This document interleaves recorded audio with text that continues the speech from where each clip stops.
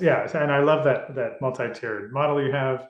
And so this is the work that you do through Stratentia, right? So Yeah, that's so governance, fluency, strategy. I've done workshops with teams. I've done workshop with leaders, long term, short term. I've dropped in for an hour with a board and just given them the current state of play. And more than anything, the reaction I often get at the end is, I had no idea. Because things are moving so fast and things are possible now that weren't possible before. And how does anybody keep up? And out of that, I had no idea. Now it's like, could it also do this? I'm starting to imagine these possibilities. And that's then when you get into the practical stuff of, great, so let's get some governance in place. yep. How quickly can we do that? How practically can we do that? Brilliant, brilliant. Now I've taken a lot of your time, but I have two questions remaining for you. On the podcast, you mentioned the relentless pace of change, Hmm. which and you've certainly elaborated on that during our discussion today. But as we know, people are largely resistant to change. Hmm. So and even with support and guidance, so how do we keep up? How do we make sure that our legs are not going off in that direction and the rest of our body and our job is going up this way and our education is down there? Yeah. So how do we do it? Yeah, I think two things. One is experimentation. Instead of asking somebody if they think AI can do something, have a crack.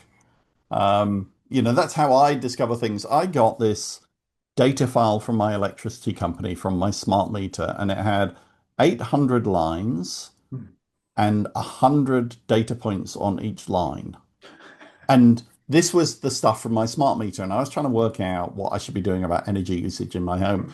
So I gave that to AI. I had no idea if it could do this. I gave it to Gemini, Yeah. and I said, "This is my NNE file.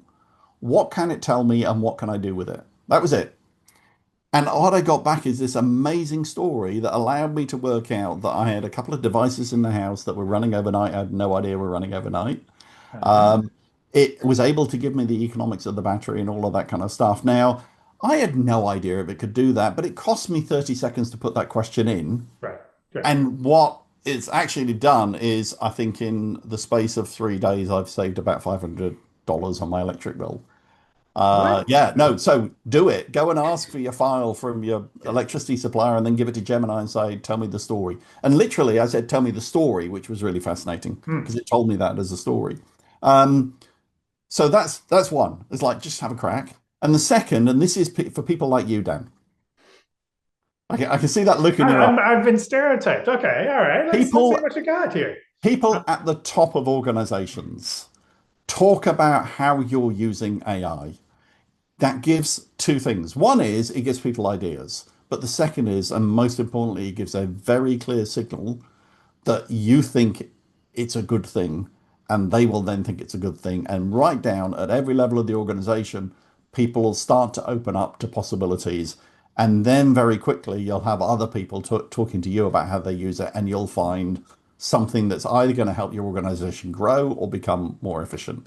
So, yeah, those are the two things. One, everybody, just have a play with it yourself Yeah. and ask. It costs nothing to ask questions. But then the second thing is, then talk about it. Talk about it to other people because you will inspire and encourage other people. And that's the way to get that group of people that absolutely hate AI, so it's got no relevance and it's useless, to diminish within your organization. There will always be some, and it's Yeah. important to have some of those people and respect their opinions, but there's too much untapped opportunity. Brilliant. Brilliant. No, that's great. And I'll build my final question, share my final question on that word opportunity. And this is the crystal ball. So pull out your crystal ball, right?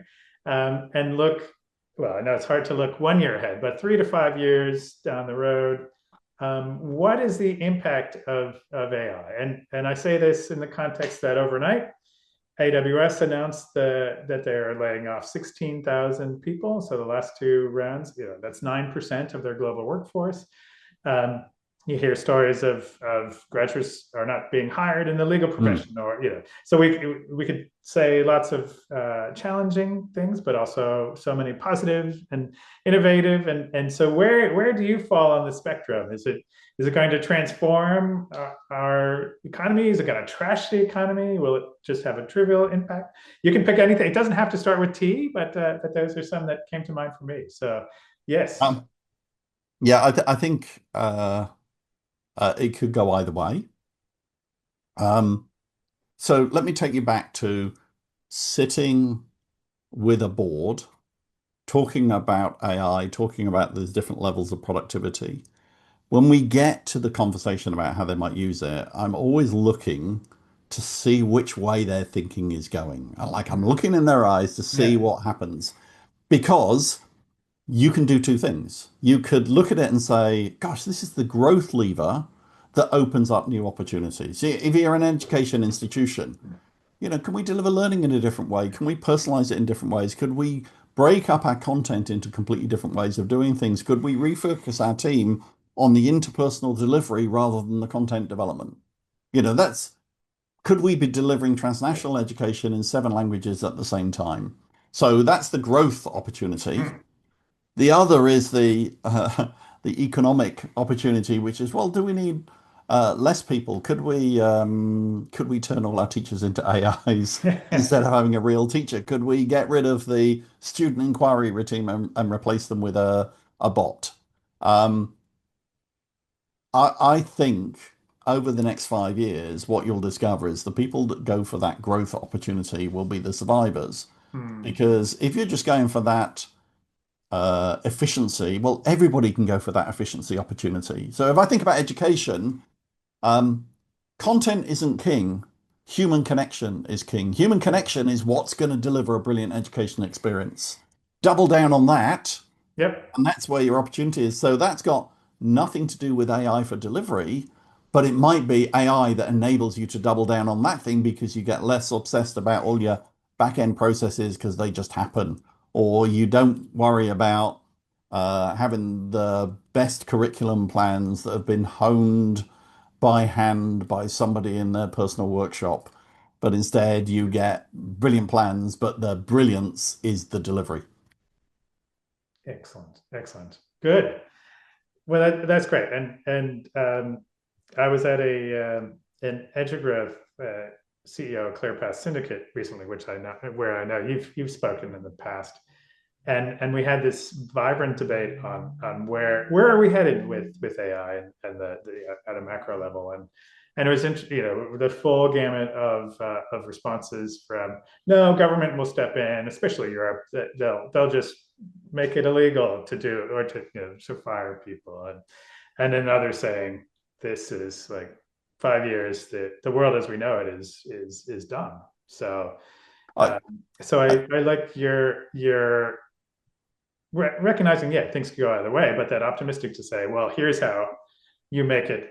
Organizations and individuals can make a difference in their lives, in their Okay, business. so the last piece of advice then for an individual, and it's the advice you should be giving other individuals is whatever you do, don't let AI let you switch your brain off. Use it to Mm, extend your brain rather than replace it. It's a bit like social media. Social media shouldn't replace all your personal connections, but unfortunately for a group of people, that's what it's done. yes. Could AI be the same? Might there be people that use it to extend themselves and other people that use it to replace themselves? You might get your wish, unfortunately. That's true. Wonderful. Oh, so much thought provoking perspectives today, Ray. So thank you so much for your time. Um, so how can people find your podcast? Well, we can put this in the recording. Yeah, I mean, uh, the podcast is easy to find. Just search for AI in education. You'll either drop into an episode where we interview somebody really fascinating in education, or you'll drop into a conversation with Dan and I, talking about the latest news and the research. We alternate them between weeks. Some people say the interviews are great. Some people say the news and research and the interaction between Dan and I is great. I'll let other people be the judge of that. And then the easiest way to find me is just to go and look for me on LinkedIn. I'll show up if you look for Ray Fleming on LinkedIn. That's easier than trying to remember my company name or the other companies I work with. Brilliant, brilliant. Wonderful. Yeah. Well, thank you so much. Yeah, lots of thought-provoking feedback, and yes, we'll put this on and split it into different segments. But people may want to watch it from beginning to end. There's so much great content in there. So Thanks, thank Dan, you. and thanks for your Yeah. time. Thank you, Ray. Cheers. Bye.